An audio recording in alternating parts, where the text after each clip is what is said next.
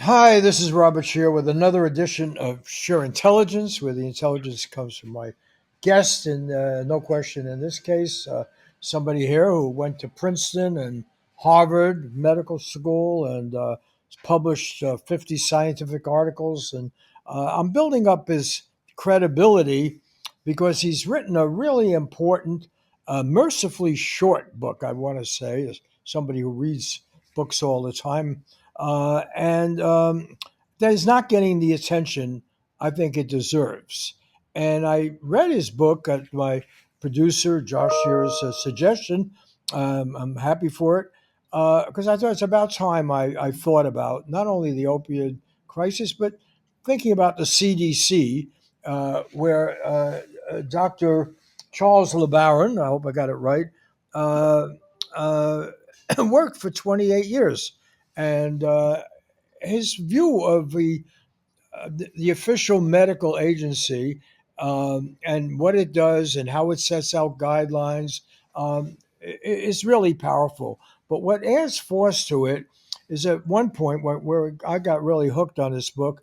One of the requirements at the CDC is you had to do some real life experience out there, and he worked in a jail prison, and that I found is a very moving part of the book. And then you worked on a Indian reservation where you actually functioned as a doctor there, not just as the epidemiologist studying these things, as you had done. I shouldn't say not just, but getting into the field. And what I found fascinating about this book is, first of all, it's a page turner. Usually, I think of doctors as people who can hardly write a prescription legibly, and it's very well written. But what really makes it so important is you really care about the outcome. Not the statistics, but the pain, the health. Does it work? Don't kill the patient. Don't harm the patient, and so forth. And I don't want to put words in your mouth. The title is "Greed to Do Good." The What is the subtitle again? Well, I wrote it down before. Oh, the Untold Story of CDC's Disastrous War on Opiates. And tell me about the greed to do good, this overview that you bring to it. Well, it's a sort of tale of good intentions gone wrong twice, actually. The way the good intentions went wrong back in the late 90s and the early 2000s was everybody decided that nobody should be in pain. No one should have any pain whatsoever. And there were pain scales going around. And the idea is if you walked into a doctor's office and you experienced any pain, it would be basically criminal of the doctor not to prescribe something to relieve you of your pain, which is a little curious because in medicine, you're supposed to go after the cause of the pain rather than the effect. However, that was promoted very actively by a bunch of folks who make money off selling opioids. And that story is relatively well known that opioids were overprescribed, and they were prescribed to the point where 80% of opioids were being consumed by the US in a global sense, where we only have about 5% of the population.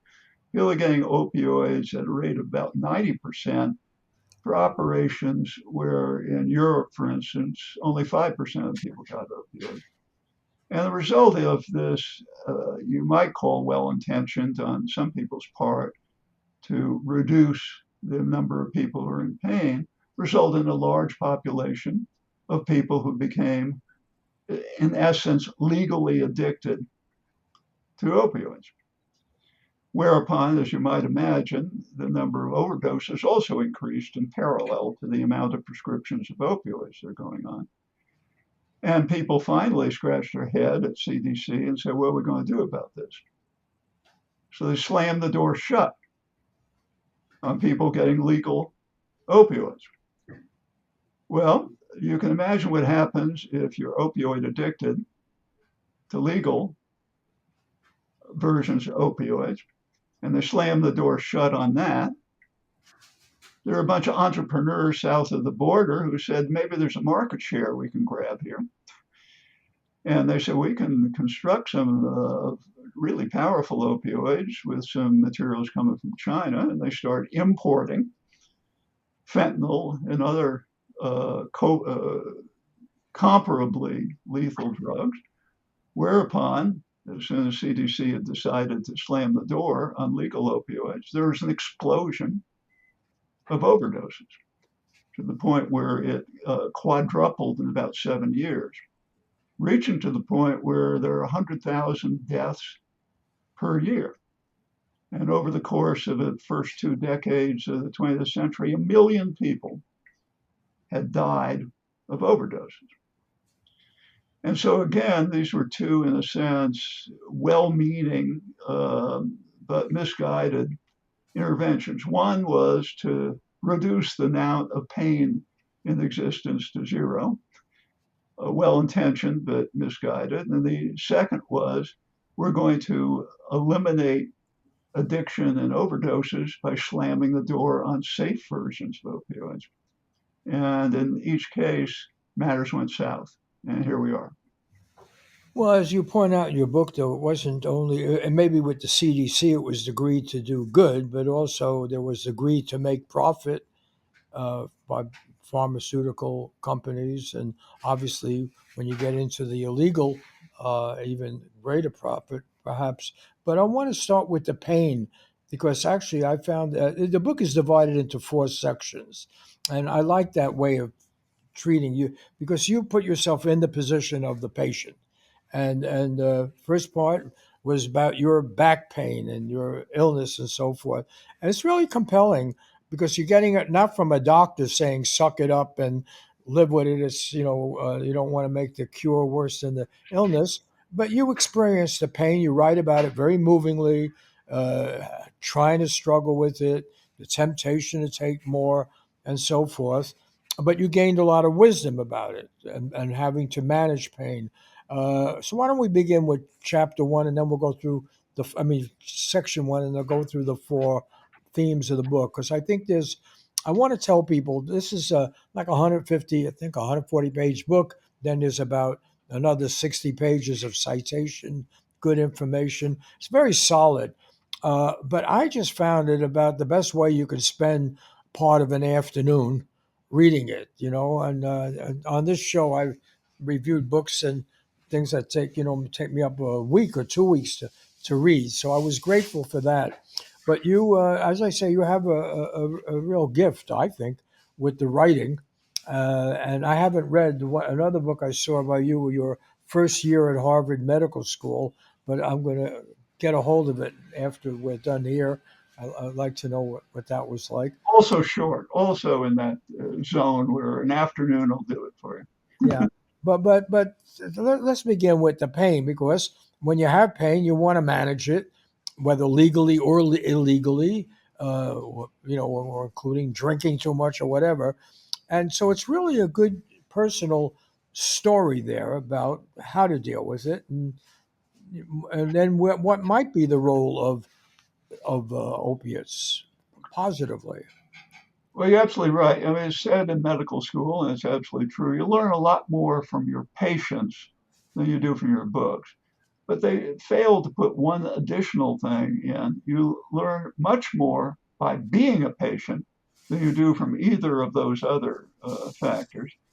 And pain is a particularly enlightening event. This has been well known throughout spiritual history as well, that distress educates. And in my case, I had what I think most people would consider to be major league pain. I had staphylococcal meningitis, collapsed a bunch of vertebrae, and on top of that, I got shingles, which is a ulcerative condition of the skin over about half my torso, and it's all simultaneous.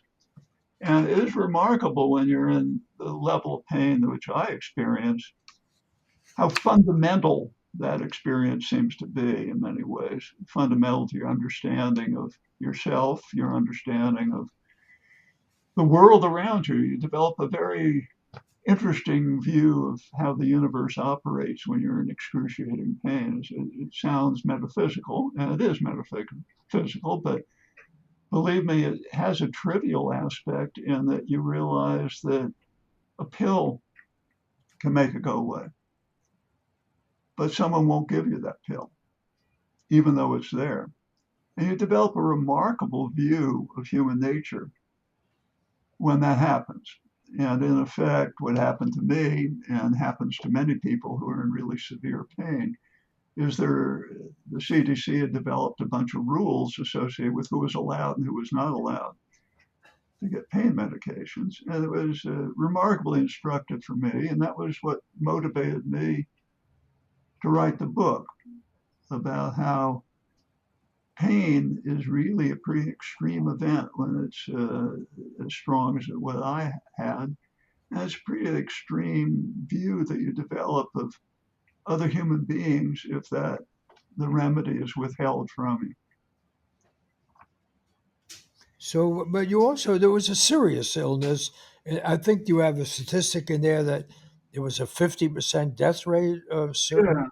yeah, about right. I survived that. And I ultimately ended up on a level of narcotics, which would over time be create about 50% risk of ongoing need for narcotics. Yeah. I managed to get off those. So I kind of had luck. I had luck, I survived physically, and I had luck in that I survived the adverse events of the medication. So one of the things I mentioned in there is it's good to have good luck. Good luck in the sense that I got medical care. Other people don't have access to medical care. I had good luck in that I come from a good sociologic strata in which I have the support of economic and personal, and I had probably good accidental biologics in that I never got high off this stuff. Yeah. I never felt euphoria. I never felt anything. As far as I'm concerned, it was a medication to relieve pain. I never felt any of the other events that psychological events that are associated with ongoing use. So Let me go from that to the second part of your book, the capacity for fanaticism. How does yes, that relate? So here you are from being the patient, and now you're describing your experience of being at the central health organization, revered most of the time, at least before the pandemic, and now Donald Trump, but still it was revered. And what did you mean by that? The capacity for fanaticism. well, I allowed myself to draw the analogy between what I had done at CDC and what CDC was trying to do with opioids. At CDC, things are very different right now. A different program would be required to examine what's going on at CDC. But we're serious folks at CDC, and we like to get rid of pathogens. And in my case, we basically got rid of measles in the United States. You'll note that measles is making a resurgence under the current regime. And we had previously gotten rid of smallpox. We'd worked on a bunch of other things. So we're serious folks about when we regard a pathogen as preying upon the public and we want to get rid of it. Where the problem becomes is when you apply the pathogen notion to a medication like opioids. And to some extent, if you take that lens and view opioids as if they were an infectious agent, there's some seductiveness to it because they basically are imported. There's, in effect, it becomes a communicable disease. If other people are taking opioids, you tend to do so. But if you regard them as a infectious disease that you need to eradicate, no one ever needed a little bit of smallpox to get along in life. No one ever needed a little bit of measles to survive. But opioids are an essential medication for survival in many ways. And the extent to which we applied the same degree of seriousness of purpose, in a sense, the capacity for fanaticism to opioids, created the problem of illegalization being normalized. and then overdoses being the consequences. Well, but when you say fanaticism, I mean yeah, they really messed up a lot of people's lives, and you experienced some of that eyewitness when you worked in the prison, right? You Right, had that one example of a young man. He went in there, 20 something, for a pocket full of what they said was a lot of drugs, and he's going to be there till he's in his early 50s. And, and I mean, just the sort of carelessness of the way we mix up that which we should ban, and if we do ban it, how to ban it, and whose choice it is. I mean, it's a very powerful eyewitness in your book, and sort of a madness to it. Uh, I don't know. I don't want to again put ideas or words in your mouth, but that's what has struck me as a reader. It's kind of what's going on, and and it was racially based too. I think the one prison you were in, there was like 80% people were African Americans. exactly right. Yeah, the one claim I'll make for my book, is said in medicine that you're either an inch deep and a mile wide, or you're a mile deep and an inch wide. You're either a hyper specialist or a hyper generalist. In my case, for this book, I will make the claim for uniqueness in that I had a variety of experiences, which, at least to my knowledge, no one else has published. I have had extreme pain that required opioids for long periods of time. I've treated populations in Appalachia where the highest rates of addiction and overdose are present.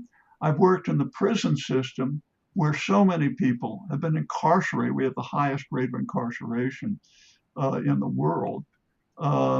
And so I, in a sense, know the situation from a great deal of breadth. I don't claim to know the situation from the same degree of depth that a opioid treatment specialist would, but I have the sense that I know the situation from a breadth. And what you're bringing out is the other aspect of what's happened with opioids, which is basically the notion that if you make a war on supply, if you go after the supply, the demand will go away. Well, the difficulty is there's no evidence that that's been the case. And our war on supply is basically a war on poor people because we're not arresting the people in Purdue, the Sacklers. The Sacklers have a wing of the Metropolitan Museum. They don't have they're not in a wing of the federal pen. But the people who are trying to sell a couple grams of something, they end up with a mandatory minimum. And one of the things that was an experience working in the federal penitentiary that was remarkable to see how many lives were being ruined by the supply side aspect of the thing. Yeah, we get El Chapo once in a while, or we get the Sacklers to give up $1 billion or something. But the real casualties are the people at the bottom who end up going in their 20s, not coming out until their 50s because they had a pocket full of some stuff they were trying to sell. It's interesting because that's an issue right now with the Trump administration between the United States and China over fentanyl and so forth. It's a big issue with Mexico, and Uh, and it's dominating the whole discussion. Yeah. I mean, maybe we should talk a little bit about that. well, it is interesting because that's one aspect that I haven't had too much to deal with, so I can't speak to it. I haven't been a law enforcement officer. I may have had all these other hats, but I haven't arrested people at the border. But it's enormously futile to run around and say that we're going to impose 80% tariffs on Mexico bringing in cars, and that's somehow going to reduce the fentanyl that's coming in. There's no evidence that would be the case, and so far, all our efforts at preventing fentanyl from coming in across the border have been largely futile because the demand is very, very strong here.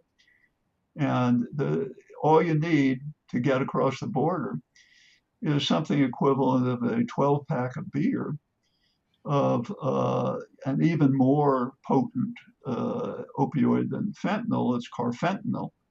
If you bring in basically the equivalent of a 12 pack of beer in a false bottom of an 18 wheeler, that's enough to overdose every man, woman, and child in the United States.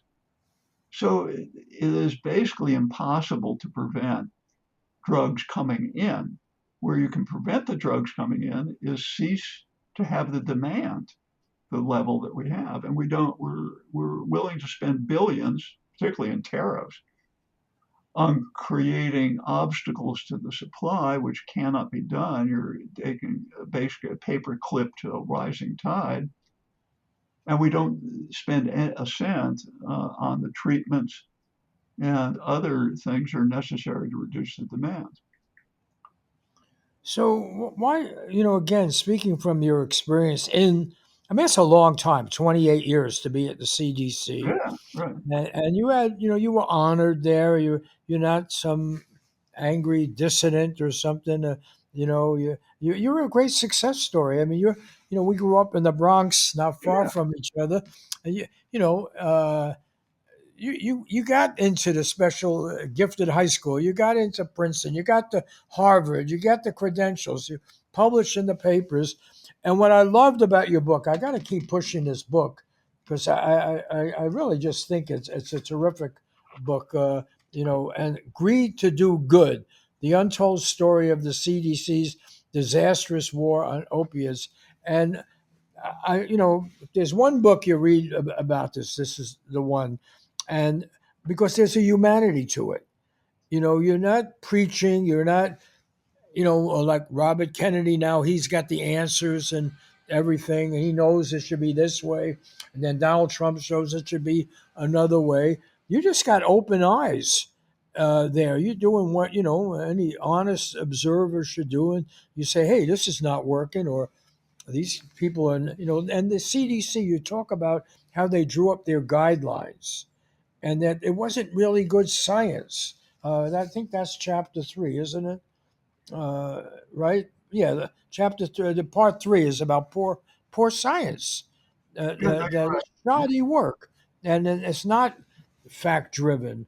How does that happen? Well, it's interesting how it would happen. What happens is there is an impatience in public health. When you see a rising tide of overdoses, you tend to say, I can't just sit here. I have to do something. And there's a danger to just doing something. Because in the case of public health, yes, sometimes you have to respond on plausibility alone. And the plausibility here is, the drug companies promoted these drugs and people are taking them like crazy. We got to cut off this promotion of drugs by drug companies. Sounds good.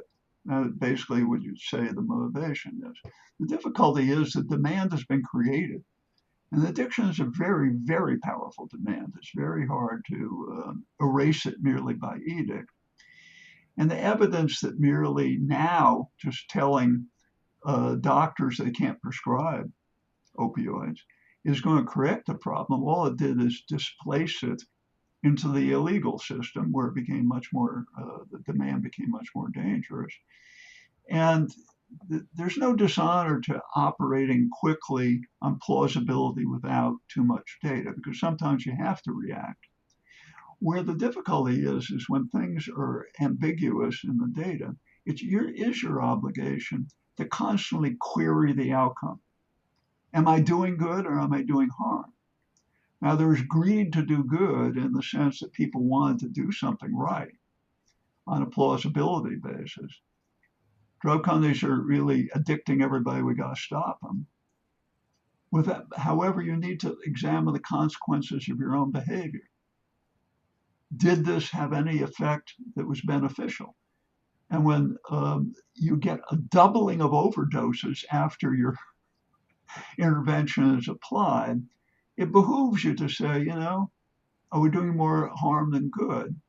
And what should we be doing? And that was not done. And this comes back, Robert, to what you're talking about, the capacity for fanaticism. A characteristic of fanaticism, in contrast to what you would call ethical medicine is, yeah, this was a good medication. I did it as best I could, but the patient got worse. I got to reconsider my strategy.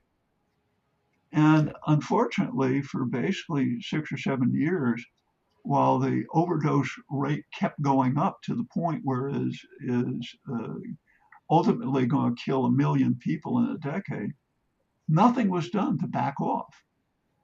And it just became, in essence, a fanatical activity rather than a medical activity.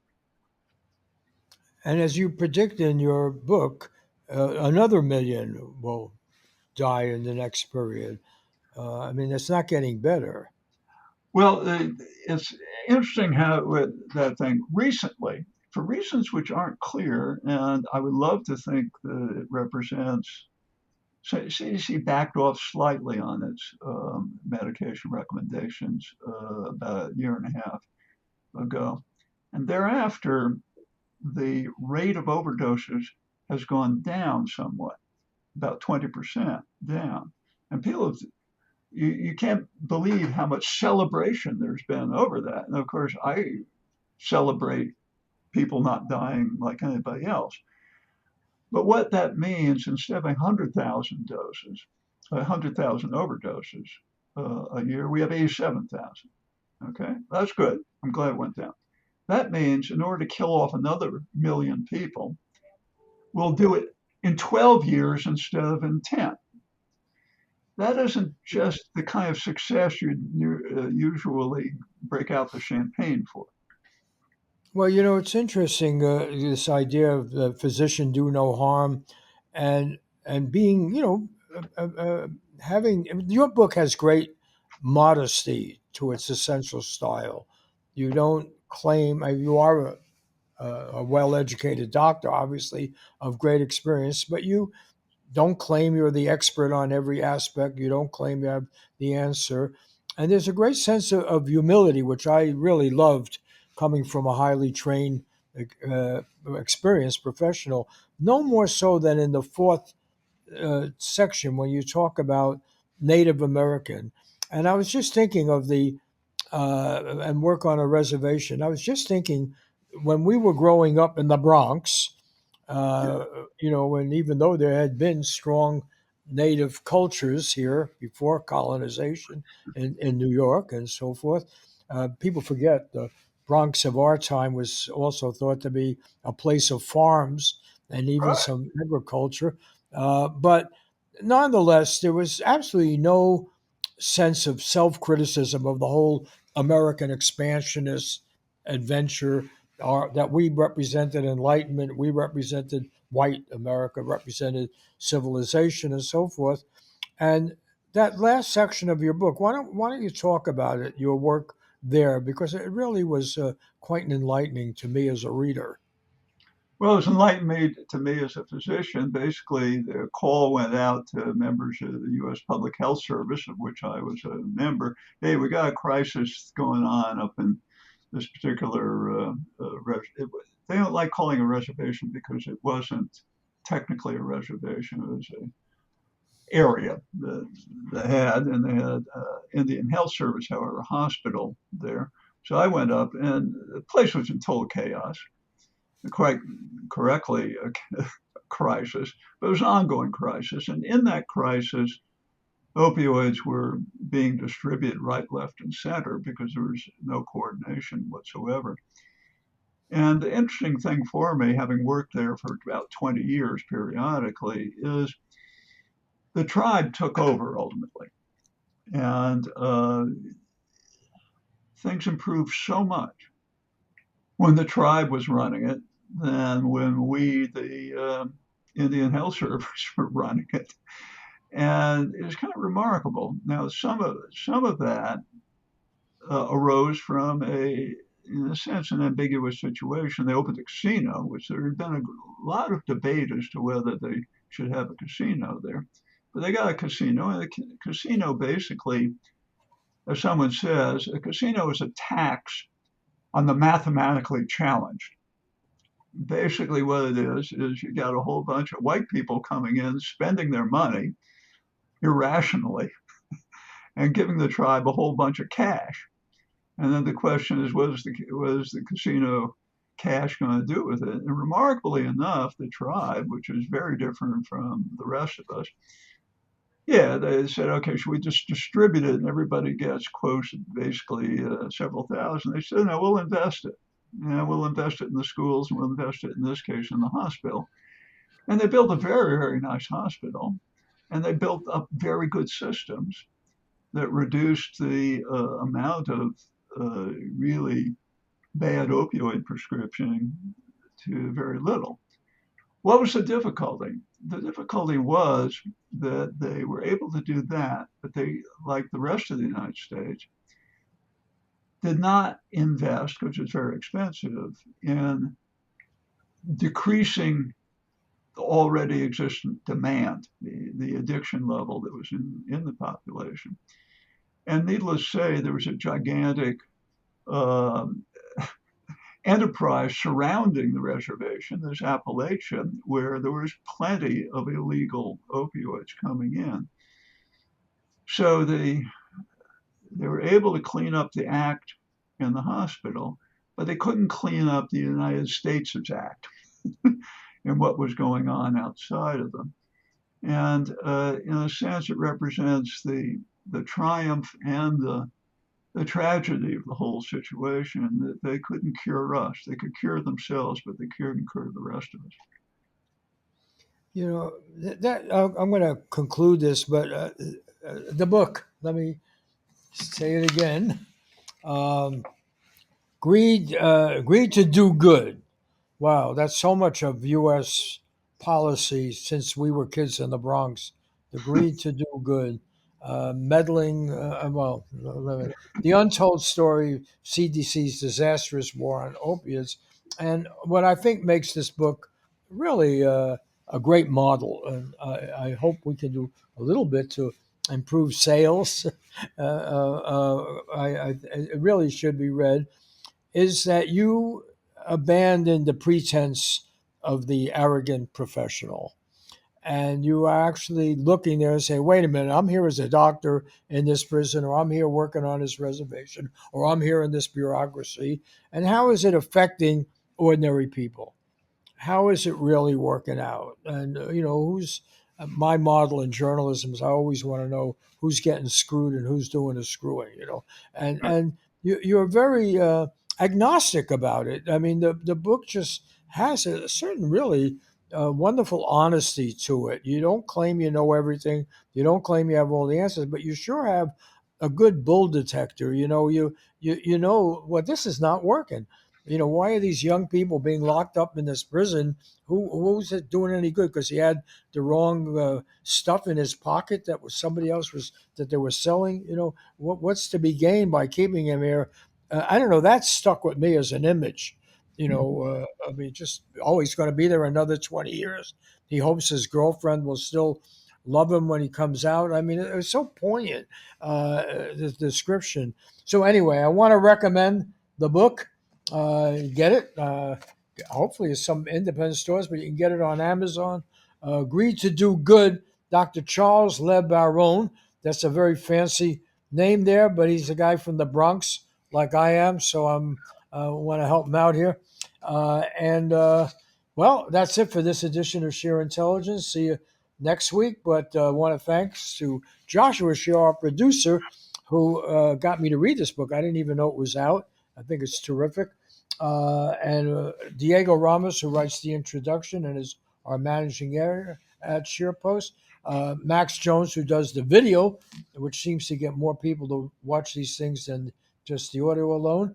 And I want to say thanks to Integrity Media, founded by a very good criminal lawyer in Chicago, and Len Goodman, for providing some funding for this, and the JKW Foundation in memory of Gene Stein, a very independent writer, for helping out as well. See you next week with another edition of Sheer Intelligence.